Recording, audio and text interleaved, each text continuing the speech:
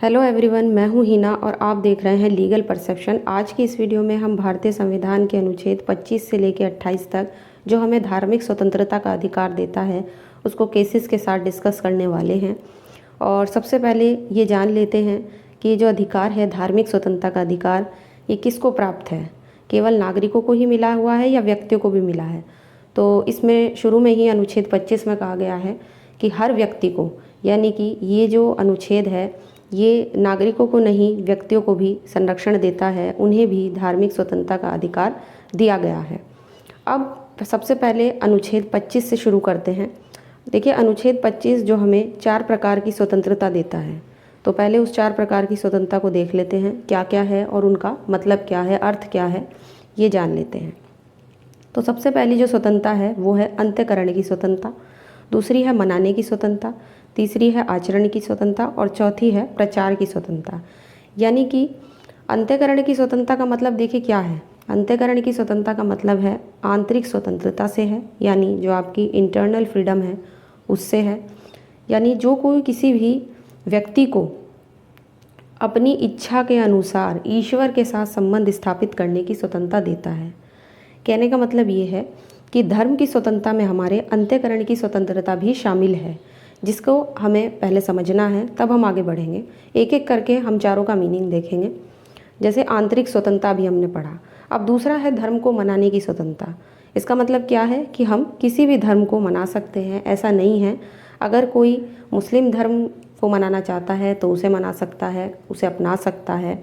कोई हिंदू धर्म को अपनाना चाहता है तो उसे अपना सकता है, ऐसा नहीं है। हम किसी भी धर्म को अपना सकते हैं, ये हमें फ्रीडम है और अनुच्छेद 25 हमें ये फ्रीडम देता है। तीसरी है आचरण की स्वतंत्रता। अब आचरण से क्या मतलब है? इसका मतलब है धर्म संबंधित कर्मकांड या वेशभूषा धारण करना। यानी धर्म से रिलेटेड किसी के धर्म में जो भी वेशभूषा है वो उसको धारण कर सकता है। अनुच्छेद 25 इस बात का संरक्षण देता है। उसके बाद है प्रचार की स्वतंत्रता, यानी आप अपने धर्म का प्रचार कर सकते हैं। प्रचार से मतलब अपने विचारों को दूसरों तक पहुंचाने की स्वतंत्रता हमारी धार्मिक स्वतंत्रता में शामिल है। लेकिन एक बात हमें ध्यान रखनी है कि अनुच्छेद 25 में जो हमें धार्मिक स्वतंत्रता का अधिकार दिया गया है वो आत्यांतिक नहीं है, यानी कि वो पूर्ण नहीं है। उसमें 3 तरह के रेस्ट्रिक्शन, देखिए 3 तरह के निर्बंधन भी दिए गए हैं, जिससे इस अधिकार को लिमिटेड किया जा सकता है, सीमित किया जा सकता है और इस पर रोक लगाई जा सकती है। तो पहला निर्बंधन है लोक व्यवस्था, दूसरा है सदाचार और तीसरा है स्वास्थ्य। अब हम इसे एक उदाहरण से समझते हैं। देखिए, उदाहरण के लिए मान लीजिए किसी सार्वजनिक स्थान पर, किसी पब्लिक प्लेस पर कोई व्यक्ति अपने शरीर का गंदा प्रदर्शन करता है, धर्म के नाम पर छुआछूत करता है या मानव का क्रय विक्रय, है ना, मनुष्य को बेचना खरीदना, ऐसे काम को धर्म के नाम पर सही नहीं ठहराया जा सकता। तो ये ऐसी चीज़ें हैं जो हमारी इन तीनों में आ सकती हैं, जैसे कि लोक व्यवस्था है, सदाचार है, स्वास्थ्य है। तो इन सब चीज़ों को देखते हुए इस पर रोक लगाई जा सकती है, ये साफ इसमें कहा गया है। ऐसा नहीं है कि ये जो अधिकार है ये पूरी तरह से आत्यांतिक है या पूर्ण है, इस पर रोक नहीं लगाई जा सकती। तो ये तो था अनुच्छेद 25 का खंड 1। अब हम अनुच्छेद 25 के खंड 2 को देख लेते हैं।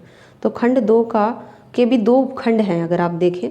तो इसमें पहले में कहा गया है, और इसमें भी मतलब निर्बंधन ही दिए गए हैं अगर आप देखें, यानी रेस्ट्रिक्शन दिए गए हैं। जो अनुच्छेद 25 में जो दिए गए धार्मिक स्वतंत्रता का अधिकार है उस पर रेस्ट्रिक्शन लगाते हैं, निर्बंधन लगाते हैं।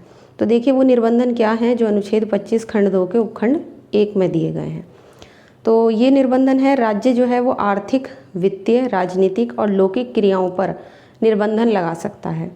यानी कोई भी ऐसा कार्य जो आर्थिक दृष्टि से, वित्तीय दृष्टि से, राजनीतिक दृष्टि से या लौकिक क्रियाओं से धर्म के नाम पर किया जाता है उस पर रोक लगाई जा सकती है, और ये उपखंड यही कहता है। अब हम इससे संबंधित एक केस देखेंगे जो बहुत ही इम्पॉर्टेंट है। केस का नाम है, इसे हम उदाहरण की तरह से देख लेते हैं। इसके केस का नाम है मोहम्मद हनीफ कुरैशी बनाम उत्तर प्रदेश राज्य। इस मामले में देखिए न्यायालय ने क्या कहा कि मुस्लिमों का बकरीद के मौके पर गाय को काटना उनके धर्म का कोई ज़रूरी अंग नहीं है और राज्य जो है वो इस पर रोक लगाया जा सकता है। तो इस उदाहरण से आप समझ ही गए होंगे कि ऐसा नहीं है कि धर्म के नाम पर कोई व्यक्ति कुछ भी कर सकता है, नहीं। अगर वो कहता है कि उनके धर्म में, मुस्लिमों के धर्म में बकरीद पर वो गाय काट सकते हैं, तो ऐसा नहीं हो सकता है। ऐसी चीज़ पर रोक लगाई जा सकती है हमारे धार्मिक स्वतंत्रता के अधिकार में, क्योंकि कोर्ट ने कहा कि वही बात जो हमने अभी ऊपर पढ़ी कि आत्यांतिक नहीं है ये अधिकार, इस पर रेस्ट्रिक्शन लगाए जा सकते हैं। अब देखिए अनुच्छेद 25 का खंड 2 का ही उपखंड 2 यानी कि बी, जिसको हम इंग्लिश में बी कहेंगे और हिंदी में ख कहते हैं। अब देखिए ये कौन सा रेस्ट्रिक्शन लगा रहा है, तो इसमें भी रेस्ट्रिक्शन ही दिए गए हैं कि राज्य सामाजिक कल्याण और समाज सुधार के लिए भी व्यक्ति की धार्मिक स्वतंत्रता पर रोक लगा सकता है। तो यहाँ पे सामाजिक कल्याण, सोशल जो वेलफेयर है उसको देखते हुए और समाज सुधार के लिए, सोशल रिफॉर्म के लिए भी हमारी धार्मिक स्वतंत्रता के अधिकार पर रोक लगाई जा सकती है। जैसे मान लीजिए, इसे भी हम एक उदाहरण से समझेंगे कि राज्य जो है वो अंधविश्वास और कुरीतियों पर रोक लगा सकता है।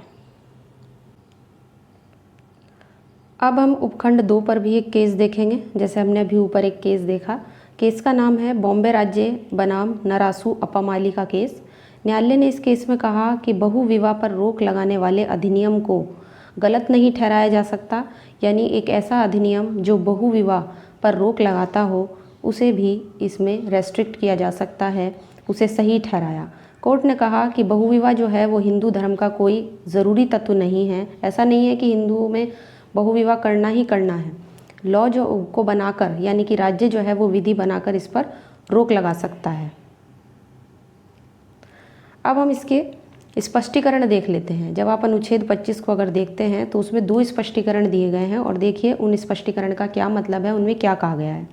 तो पहला स्पष्टीकरण कहता है कि कृपाण धारण करना और उसे लेकर चलना सिख धर्म का अनिवार्य अंग माना जाएगा।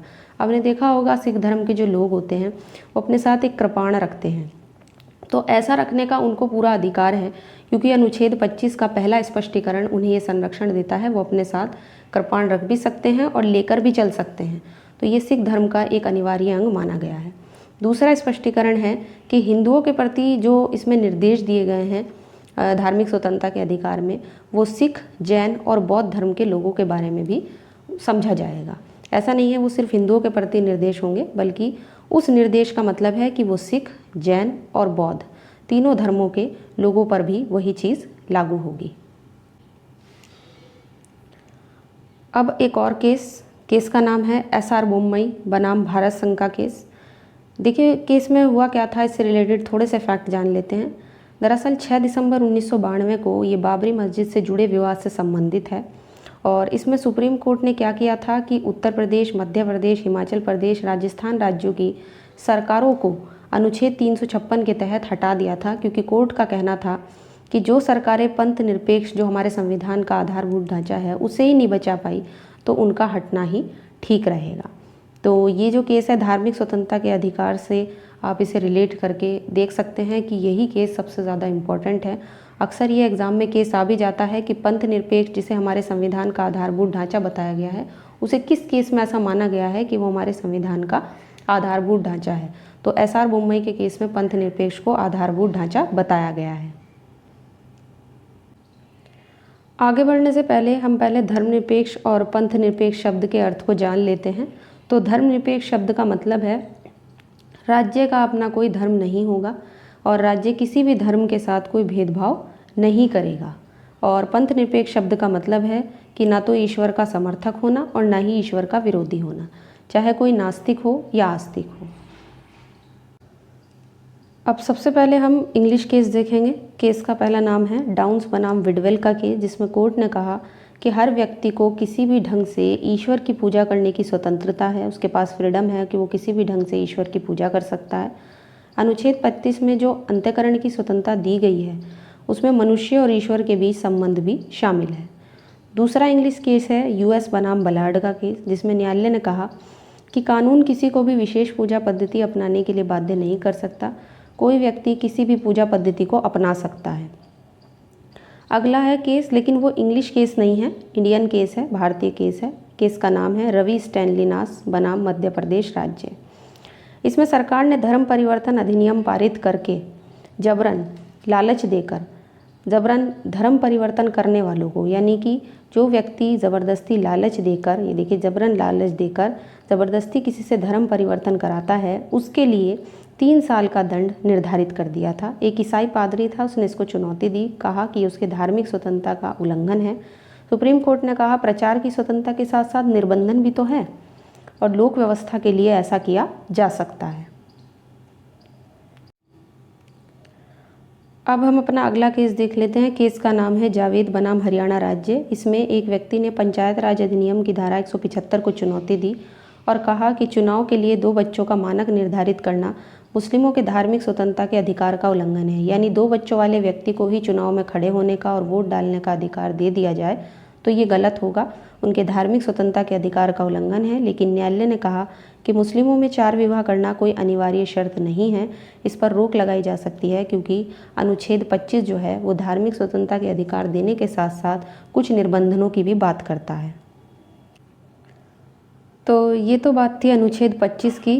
अब अनुच्छेद 26 की बात करते हैं जो हमें 4 प्रकार का अधिकार देता है। पहला है धार्मिक संस्थाओं की स्थापना, दूसरा है धर्म संबंधी कार्यों का प्रबंध, तीसरा है धार्मिक कार्यों के लिए संपत्ति को अर्जित करना और चौथा है जो हमने संपत्ति अर्जित की है उसको विधि के अनुसार ही प्रशासित करना। अब इन्हें हम उदाहरण के तरीके से समझ लेते हैं। जैसे धार्मिक संस्थाओं की स्थापना में हमारा मंदिर, मस्जिद, गिरजाघर, गुरुद्वारा आदि की स्थापना करते हैं तो वो पहले अधिकार के अंदर आएगा। दूसरा है धार्मिक संबंधी कार्यों के प्रबंध करना, यानी जो धर्म संबंधी कार्य हैं उनका प्रबंध।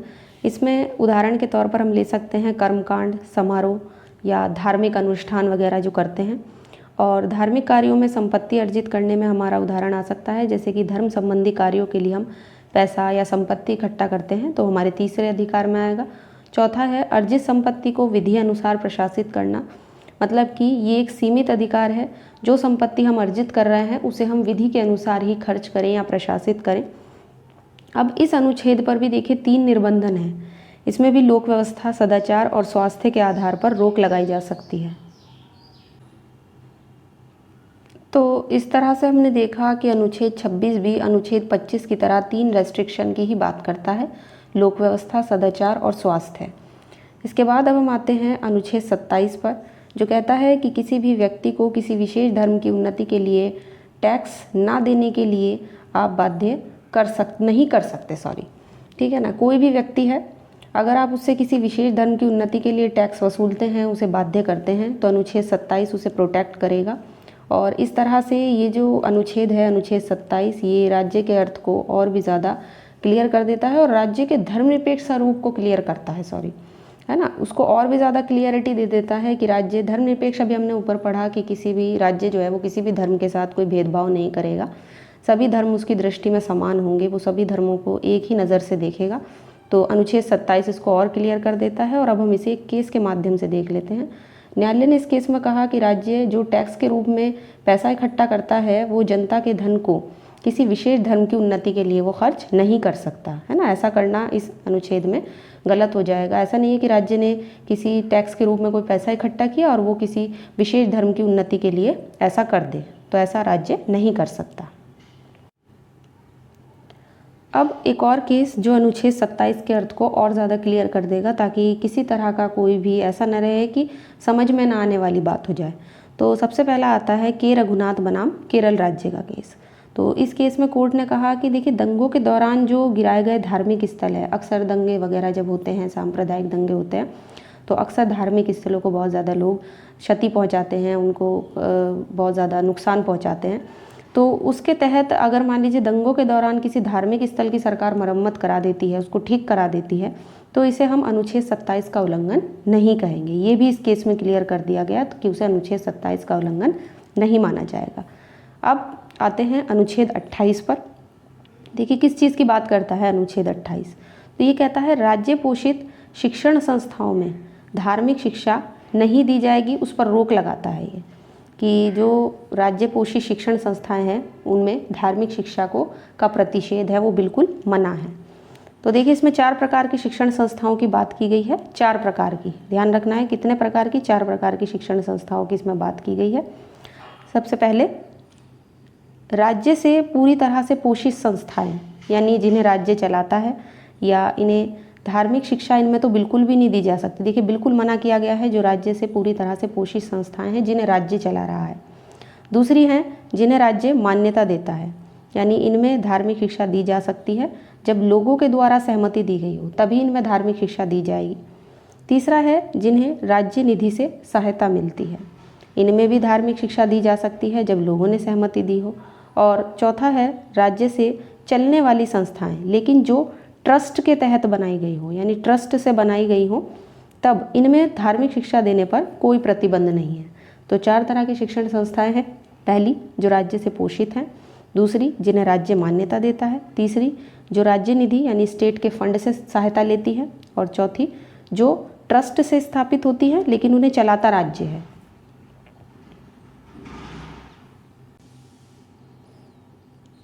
तो ये था धार्मिक स्वतंत्रता का अधिकार, जिसे हमने काफ़ी लॉन्ग में देखा, केसेस के साथ देखा, लेकिन आपको समझने में आसानी हो इसलिए हम थोड़ा शॉर्ट में एक बार फिर से देख लेते हैं। जैसे सबसे पहले बात करते हैं अनुच्छेद 25 की, जो सभी व्यक्तियों को धर्म से संबंधित 4 तरह की स्वतंत्रता देता है: अंत्यकरण की, मनाने की, प्रचार की और आचरण की। इसके बाद हमने इसमें देखा कि इस पर 3 निर्बंधन लगाए गए हैं, रेस्ट्रिक्शन है, जिसमें लोक व्यवस्था, सदाचार और स्वास्थ्य है। इसके बाद जो अनुच्छेद 25 का खंड 2 है, उसमें भी एक रेस्ट्रिक्शन दिया गया है आर्थिक, वित्तीय, राजनीतिक, लौकिक क्रियाओं से संबंधित, और एक और रेस्ट्रिक्शन इसके खंड 2 में ही दिया गया है सामाजिक कल्याण और सुधार के आधार पर। इसके बाद हमने देखा अनुच्छेद 26 जो धार्मिक संस्थाओं की स्थापना, पोषण, धार्मिक कार्यों के प्रबंध, संपत्ति को अर्जित करने और विधि अनुसार उसके प्रशासन का अधिकार देता है। फिर अनुच्छेद 27 जो विशेष धर्म की उन्नति के लिए टैक्स न देने की बात करता है। अनुच्छेद 28 जो कुछ शिक्षण संस्थाओं में धार्मिक शिक्षा देने पर रोक लगाता है, वो हम देख ही चुके हैं। और अब हम इनके केसेस भी शॉर्ट में देखेंगे। सबसे पहले अनुच्छेद 25 से संबंधित केस का पहला नाम था बॉम्बे राज्य बनाम नरासू अपामाली, दूसरा था मोहम्मद हनीफ कुरैशी उत्तर प्रदेश राज्य, तीसरा USR बोम्मई बनाम भारत संघ, चौथा था डाउन्स बनाम विडवेल जो एक इंग्लिश केस है, पांचवा केस ये भी एक इंग्लिश केस था, केस का नाम था US बनाम बलार्ड, छठा केस था रवि स्टैनलीनास बनाम मध्य प्रदेश राज्य, और अगला केस था जावेद बनाम हरियाणा राज्य।